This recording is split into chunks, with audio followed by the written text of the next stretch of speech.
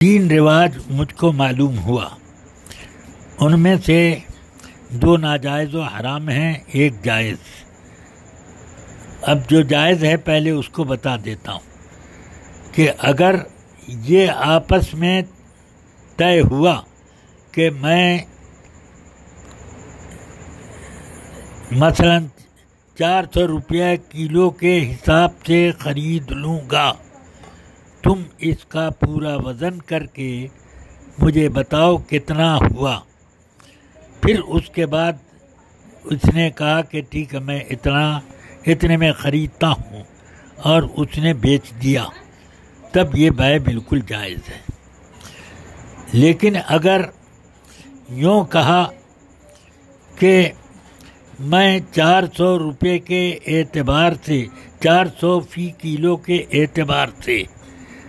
اس پورے جانور کو میں نے خریدا، اس نے کہا کہ میں نے بیچا، تو یہ بیع ناجائز ہوئی، کیونکہ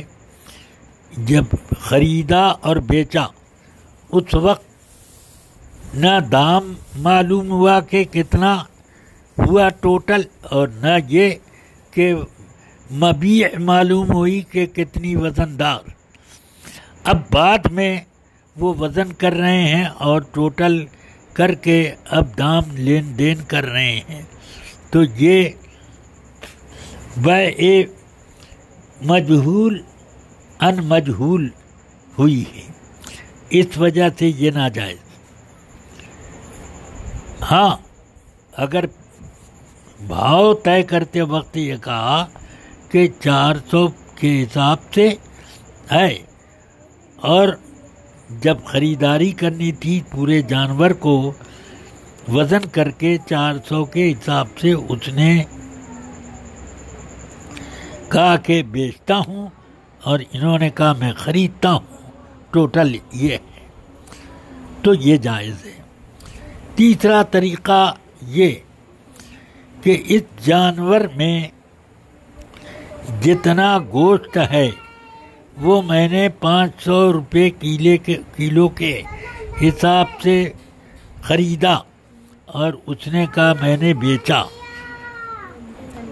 اور جانور ذبح کیا گیا۔ اب اس میں مثلاً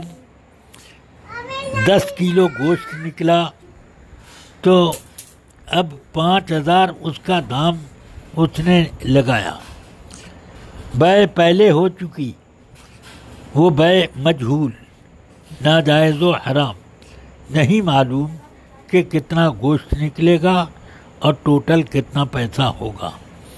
اور جانور ذبح کر دیا گیا۔ اب بعد میں معلوم ہو رہا ہے بیع ہونے کے بعد